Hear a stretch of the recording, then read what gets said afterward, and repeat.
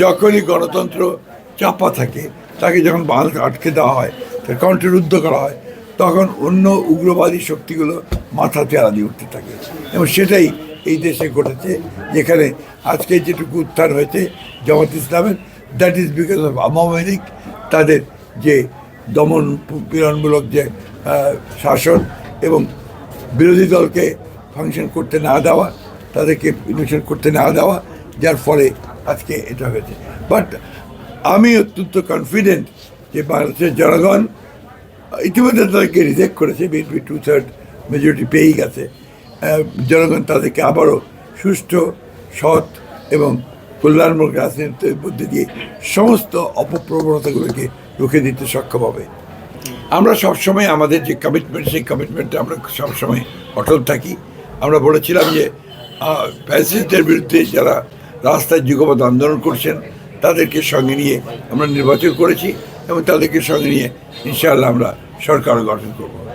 আমরা জুলাই সনদে যা যা সই করেছি সেগুলো আমরা সবগুলো ইমপ্লিমেন্ট করব, প্রায়োরিটি আমরা করতে থাকবো ধীরে ধীরে পর্যায়ক্রমে। আমাদের যে কৃতজ্ঞতা আছে সেটাও আমরা পর্যায়ক্রমে আমরা আপনাদেরকে অবশ্যই আমরা এগুলোকে কার্যকরী করব। এই ভিক্টরিকে মূল্যায়ন করতে হবে সেই কোণ থেকে। তার বিএনপি হচ্ছে বাংলাদেশের সবচেয়ে জনপ্রিয় রাজনৈতিক দল। এই প্রতিষ্ঠাতা শহীদ প্রেসিডেন্ট জিয়াউর রহমান যখন দল প্রতিষ্ঠা করেন, তারপর থেকে বিএনপি জনপ্রিয়তা কখনো হারায়নি। কারণটা হচ্ছে যে বিএনপি সবসময় জনগণের সঙ্গে থেকেছে এবং জনগণের রাজনীতি করেছে। সেটাই হচ্ছে বিএনপির সবচেয়ে বড় শক্তি। একটা কথা মনে রাখতে হবে আমাদেরকে, যে বিএনপি কোনো ক্যাডার বেস পলিটিক্যাল পার্টি না, BNP is a mass base political party. সুতরাং এটা যা চরিত্র থাকে মাসের পলিটিক্যাল, এই চরিত্র নিয়ে বিএনপি জনগণের কল্যাণের জন্য ইতিপূর্বে কাজ করেছে, সরকারে ছিল।